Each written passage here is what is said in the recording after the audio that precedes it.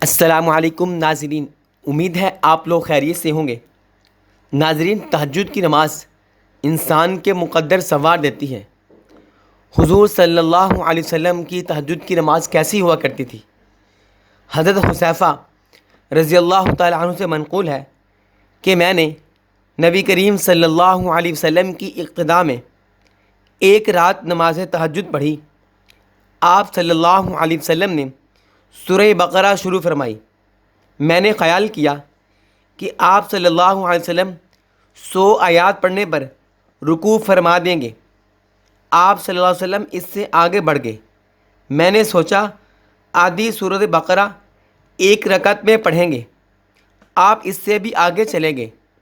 میں نے خیال کیا کہ سورہ بقرہ کے آخر پر رکوع فرما دیں گے، لیکن آپ نے سورہ آل عمران شروع فرما دی اور وہ بھی پوری تلاوت فرما دی۔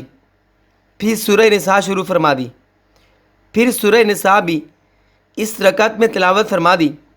تلاوت بھی آپ ٹھہر ٹھہر کر خوب اطمینان سے اس طرح فرما رہے تھے کہ جب کسی آیت سے گزرتے جس میں تسبیح کا ذکر ہوتا تو تسبیح فرماتے، جب دعا والی آیت سے گزرتے تو دعا فرماتے، جب پناہ والی آیت سے گزرتے تو اللہ سے پناہ مانگتے۔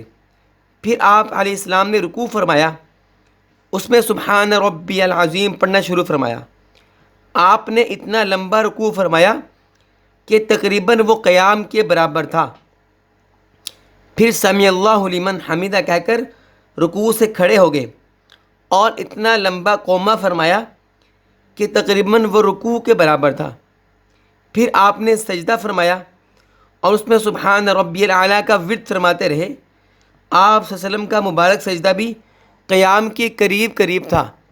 ناظرین، آپ خود اندازہ لگائیے کہ آپ علیہ السلام کس قدر خشوع و خضوع کے ساتھ تہجد کی نماز پڑھا کرتے تھے۔ آپ ساری رات کھڑے رہتے، نوافل پڑھتے رہتے، تہجد کی نماز پڑھتے رہتے۔ آپ کے پاؤں مبارک سوج گئے تھے، پاؤں میں ورم آ گیا تھا۔ حضرت عائشہ رضی اللہ تعالیٰ عنہ نے فرمایا، اے اللہ کے رسول، آپ اتنا مشقت میں اپنے آپ کو کیوں ڈالتے ہیں کہ آپ کے پاؤں سوج گئے ہیں؟ آپ تو بخشے بخشائے ہیں، آپ نہ بھی پڑھیں تو اللہ تعالیٰ نے آپ سے پوچھنا نہیں ہے، آپ ایسا کیوں کرتے ہیں؟ آپ کے پاؤں سوج گئے ہیں۔ تو حضور علیہ السلام نے فرمایا، افلا اکون عبدا شکورا، کیا میں اللہ تعالیٰ کا شکر گزار بندہ نہ بنوں کہ اس نے مجھے کیا کچھ نہیں دیا؟ میں یہ شکرانے کے طور پہ پڑھتا ہوں، میرا حق بنتا ہے کہ اللہ نے مجھے نوازا تو میں اللہ تعالیٰ کا شکر ادا کروں۔ تو ناظرین، کتنی امام الانبیاء، وجہ تخلیق کائنات، عبادت میں کتنا اہتمام تھا، تہجد کی نماز کتنی خشوع و خضوع سے پڑھا کرتے تھے کہ کئی سپارے ایک ایک رکعت میں، اور پھر رکوع سجدہ کتنے اطمینان سے کرتے تھے۔ ہمیں بھی چاہیے ہم تہجد کی نماز پڑھیں اور اطمینان سے کثرت سے تلاوت قرآن کریں، لمبے لمبے سجدے کریں اور قیام میں طویل کھڑے رہیں، تاکہ اللہ تعالیٰ ہم سے خوش ہوں، کیونکہ اللہ تعالیٰ اس وقت دیکھ رہے ہوتے ہیں اور خوش ہو رہے ہوتے ہیں۔ تو ناظرین، تہجد کی نماز کو اپنا معمول بنا لیجئے، دنیا بھی اچھی ہوگی اور جو کچھ آپ مانگیں گے اللہ سے وہ اللہ آپ کو عطا کر دیں گے۔